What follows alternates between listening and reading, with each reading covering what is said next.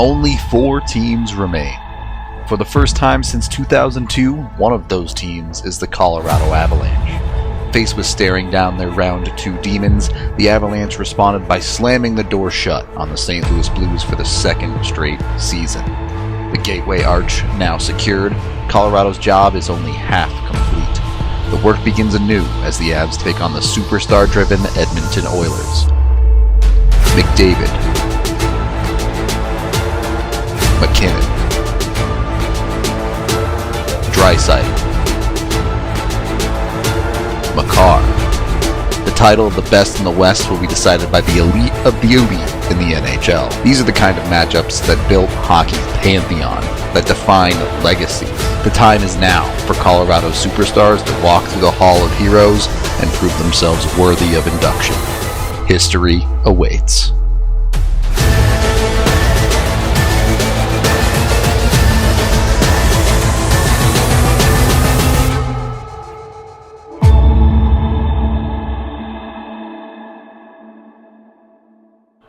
Welcome into the DNVR Avalanche pregame show presented by DraftKings Sportsbook. Use code DNVR when you sign up for a new account to get amazing odds boosts every single day. Rudo, AJ, Meghan, and Blais all live before Game 2.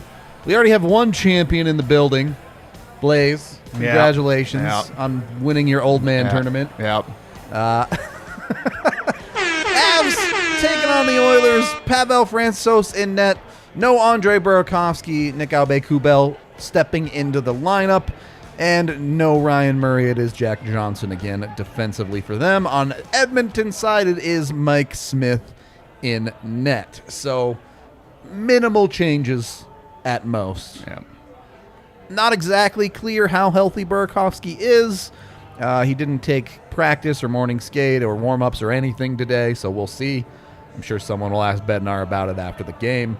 You won't say anything after the game. Yeah, right. Thank you for the $2, Irish. Start the good vibes for Frankie. Look, I don't think anyone is expecting a 14-goal game again. I mean, Oilers fans might be. Maybe. Well, that's what they want, right? The run-and-gun game, So, I mean, look, I'm not saying it's going to be low scoring. I'm just saying I don't think it'll get to 14 again. You'd expect, certainly on the Avs side, for some things to tighten up. the over-under is set at 7, so they know. They're looking at it as there's going to be some goals scored tonight.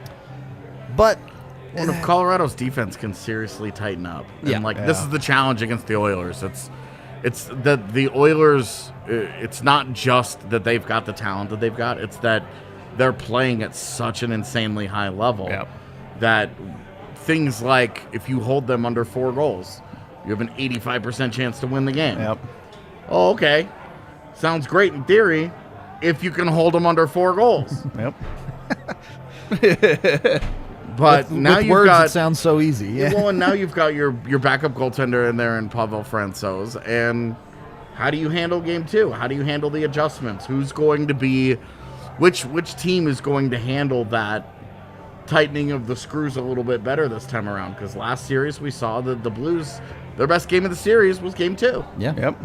So how does Colorado handle that? And can they defend home ice?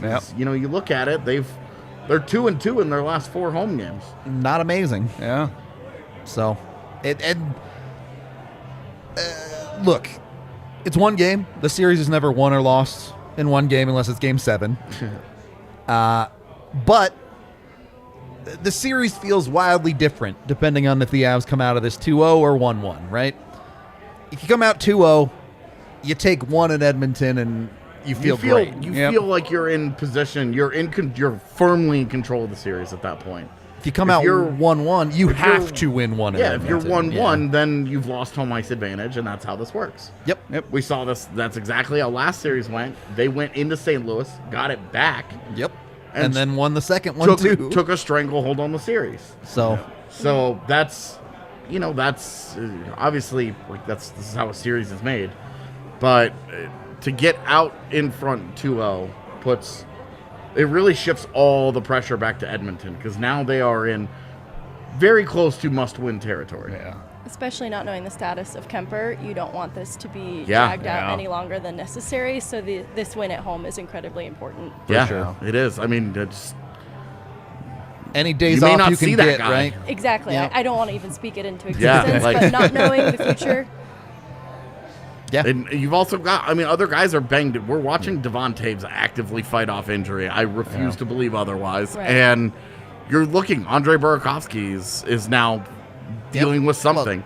We finally got that third line. It looked the way we thought it would. It was great for one game. And Berkey is now battling injury again. So you also have part of the playoffs right now, especially when you get later into the playoffs, Western Conference Finals. It's Eastern a war Conference. of attrition. Yeah. Yep. It's absolutely a war of attrition. But right now they're attritioning harder. Yeah. So. Even true. someone like Landy, who's still not taking practices, still kind of easing his way back in.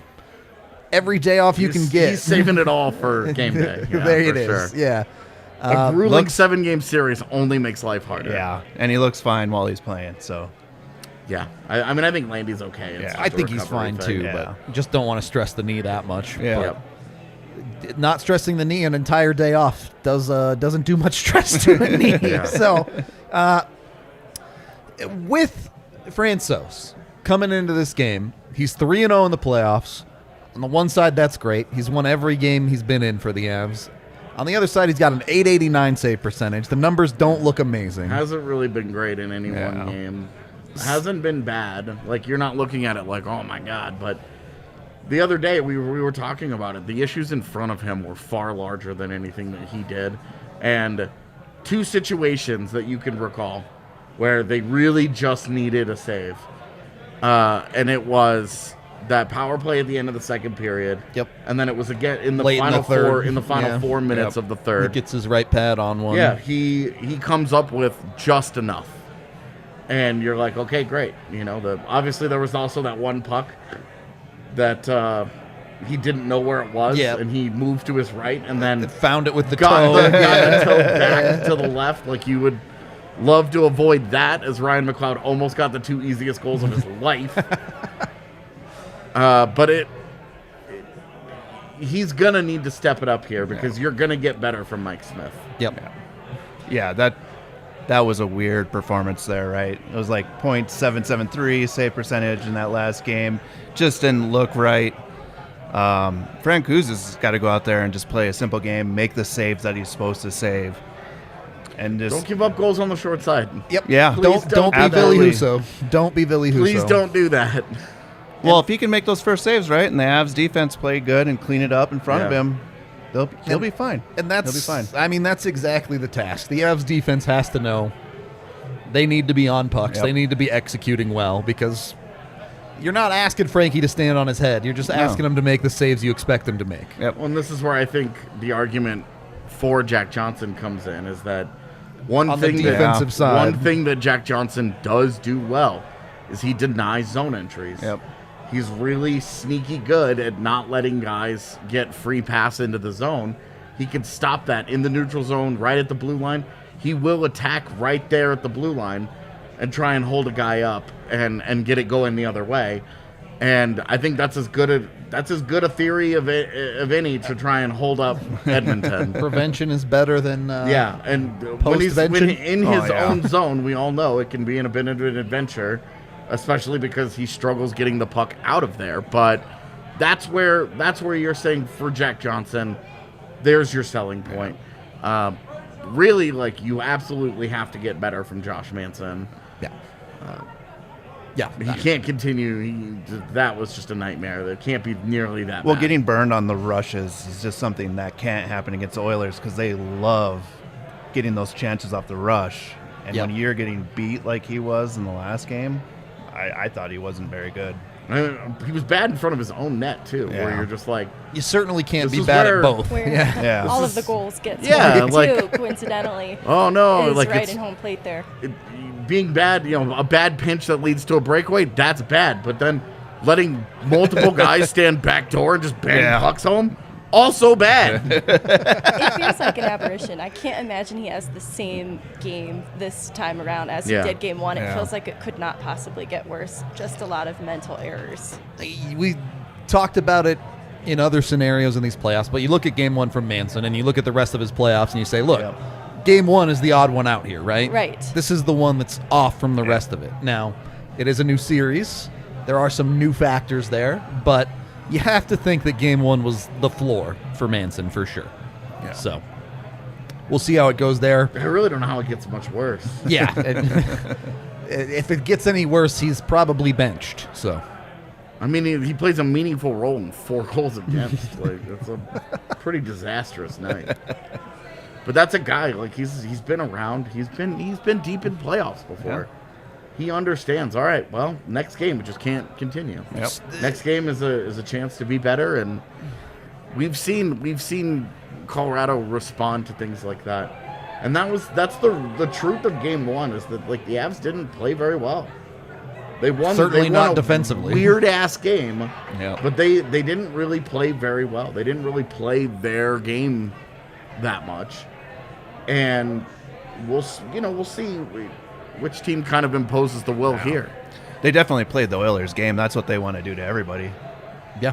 Run and gun all night long. So the other side of that coin then, you got a lot out of a lot of different forwards in this lineup. Is there someone you're looking for that you didn't get a ton out of in game one? Can I say that I'd like Mikko Rantanen to build off of the momentum of game one? It's not like he didn't have a good game one. It was excellent, but it was shades of what we know he's capable of. So I'd like to see him step into that role even more for game two. What's the word for an adolescent moose? What do they call a moose kid? Because that I wish they knew. Is it just a calf? for round 1 and 2 he was Bambi. For game one he's a moose calf. Now he's got to be the full-blown moose. Full moose. Yeah, I like that. I agree. I think it could be a great opportunity for Mikko to build off of, and let's face it. It is a calf. It is a calf. All right. Blais knows his animals. That's right.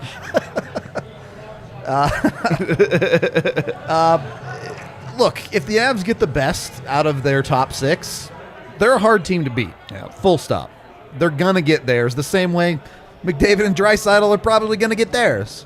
So we'll see. Obviously, the last couple of games, they've gotten a ton out of JT Compher. Yeah. You've seen good play from that third line, even if Berkey is out tonight. And for a guy that's been in your top 6 now for a while, you really have not seen very much in this postseason out of Val Nichushkin. Yeah. And if you're talking about a guy that should have a really, really, really stark advantage in this series as a guy with both power, size, and speed, Val Nichushkin should be eating greedy against this Oilers core. Like, they're not like they've got some guys who can skate with him, but there isn't really anybody that's gonna be comfortable outside of maybe Darnell Nurse. That's going to be comfortable on muscle there. Yeah. That's going to be comfortable handling Nichushkin if he puts his head down and really drives the net and goes hard.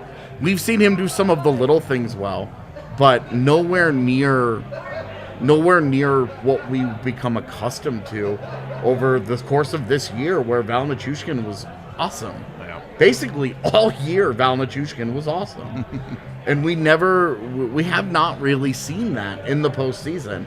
It really hasn't translated much. He's got the one goal that I remember was just him banging home a rebound to get the first goal in game one against St. Louis. He finished Nashville too, but that was just a great pass from Makar. Okay. Yeah. And I do remember that. You're right. And we've seen him in that situation not score a number of chances, miss wide and things like that. Yeah, we've seen him blow a couple of those too. So I'm just looking for just a little bit more, because I think Arturi Lehkonen has lived up to his end of the bargain. Yeah. I think he's given what you can expect out of him. It's not a super productive player points-wise that you're getting. Second line minutes out of, Who's doing just fine, playing in a more expanded role than he ever really has before. And you're seeing him respond to that, and you're not seeing so much out of Nichushkin. And I don't think he's been bad. Like, it feels weird to criticize a guy that I'm like, he's been okay. But I just think that there's more to give there, and I would like to see in this series especially, where you're not expecting it to be quite as rough and tumble. That's a guy where you could say there's opportunity here for him to take advantage of, a Duncan Keith, a Tyson Berry, a Brett Kulak. Like, pick one of these guys, right? So I think I would like to see a little more out of him, but the real right answer here is where we started. It's Mikko. I mean, he's your big big piece that hasn't really done it for you in the postseason, and he has a good game one. Right. Makes a big difference for you. Just helps you out just that much more. They needed goals from everybody in game one, but not looking for a night like that tonight. But boy, they're so different when he's on. Definitely. So, going into game two, we've kind of beat around the bush a little bit with this, but are any of us really expecting any major adjustments from Edmonton here? Or are they happy, more or less, other than getting a save out of Mike Smith? Yeah, I think they're saying Mike Smith will be a lot better. And that's kind of it, because they've, weirdly enough, they're comfortable coming out of a fiasco like that and being like, all right, well, we gotta play better. I think you'll see some small, defensive adjustments. Nothing major, though. Trying to limit some of those high danger chances that they gave up in the first. But, no more chipping it up the left boards. Yeah, so. But, yeah, I think they're, like you said, AJ, they're very comfortable in this game. This is the game that they want to play, is what they saw in game one. And I would be curious to see what kind of adjustments they make in the neutral zone, because if you allow Colorado to skate as freely as Edmonton did in game one, they will score goals on you. Yeah. They will dominate possession on you, because Colorado's forecheck, not only were they able to skate through the neutral zone, but they got in on the forecheck, and part of that is coming through the neutral zone with speed, because you were able to get in there. You're able to utilize how fast you skate to get in on your forecheck quickly and attack those defenders. And it's just not a great defense. Well, and they were grabbing pucks and moving it out of their own zone. They're just not that great at it. Yeah, they were playing so aggressive, too. On their forecheck, they were sending two guys hard, right? Yeah. And then the Avs would recover, and that's when and then they only had one guy in the neutral zone, basically. Yeah. So those guys were hustling back through. Avs saw that and were just running guys up through there. So the neutral zone is where I think each team needs to try and find, how can we calm this shit down a little bit. Is it neutral zone for the Avs, or is it really their own blue line? I think that it starts with the neutral zone, because if you're able to just prevent things before they even get started, then you're really, really comfortable. But it's really as long their biggest bugaboo of giving goals up is as the game one highlights are rolling, is just getting pucks out when you have an opportunity. Yeah. Not giving them second opportunities to possess the puck. You just can't do it. Well, and again, you expect some of that out of Jack Johnson. You know what you're going to get to a certain extent. Yeah. But injury or not, you need better from Devon Taves in that category. Well, Devon Taves and Josh Manson both are guys where you just say, hey, look, you've got to raise your level so much from game one. And we've seen so much better from both players this postseason that there's plenty of reason for optimism. Yeah. There's plenty of reason. When you break down the numbers, there's plenty of reason. Devon Taves and Cale Makar kind of dominated the Draistil and McDavid matchup at 5v5. Yep. But it was the big mistake that killed them. Yep. If they can eliminate the big mistake, they've got a real puncher's chance to just go neutral with those guys. And if they do that, you've got to love your chances. You can't, If you could slow McDavid and Draisaitl, even just to a goal, just the one that they contribute, You feel pretty good. You have to feel like you've put yourself in a good chance to beat the Oilers. Yep. It's a big ask, but your top defensive pairing. That's the matchup that they have to be able to handle. Because if they can handle this matchup, there isn't a matchup in the league that they can't deal with. Yeah, this is like it for that group. Okay. Blais, are you ready to make us some money? Yeah, I like the topics that we talked about today and everybody's answers, so let's get into it here. Lined up a little bit? Let's look what we have here. First off, both teams just score in the first period. What, minus 110? How is it that free? At this point, yeah. can you pick? What are the odds of picking against the Avs for first goal? Oh, I don't even know. Because you're now going Five Right. out of the last six? 6 out of the last 7? Yeah. Yeah, 6 out of the last 7. Yeah. All right, next thing, Devon Taves. It's got to be better if he's playing well. He's going to be giving out some, some assists here. We're talking about Devon Taves needs to get better. Devon Taves has 2 assists in game 1. Yeah, that's true. And it's still plus money, by the way. Plus 110, so got to take that. And then Mikko anytime goal. Let's go. Feel it. Plus 100. I picked him for first goal scorer on our breakdown. Nice. So a lot of belief in Mikko right now. Yep. We'll see. We'll see how it Will works it out. into existence. So let's go. All right. Any final thoughts heading into game 2? Good vibes. I'm not going to make you do predictions, but if you want to, you can. Don't look over here. I don't feel good. AJ down on it, Meghan. I think, to Frankie's credit, he's not coming in cold in relief this time, so True. hopefully he's able to tighten things up because he is starting this game prepared. So I don't know. I'm hoping he'll have a great game. So a whole lot of nervous energy at best on this podcast right now is what we're But feeling. you know what? That's the nature of his job description. Anytime your backup goaltender shows up for his job, something bad happened. So I feel bad for him. enough. No one's really happy to see him in net just because of the circumstances. But Yeah. I looked back at when his contract extension was announced in March, and I'm reflecting on how happy everyone was about that. And it's for this reason. This is why we were excited in March. This is the job he's supposed to do. You hate to see it happen, but we were really excited back in March for a reason. True enough. Okay. I'll leave it there. We do have the watch along coming. Give us 5 to 10 minutes to set that up. We will be live. Come join us over there. Same YouTube channel. Be sure to like and subscribe here on YouTube. That helps us out a ton. Whatever happens, you watch the game to find out. So come do that with us. We are out of here for the pregame. We will talk to you again in just a little bit.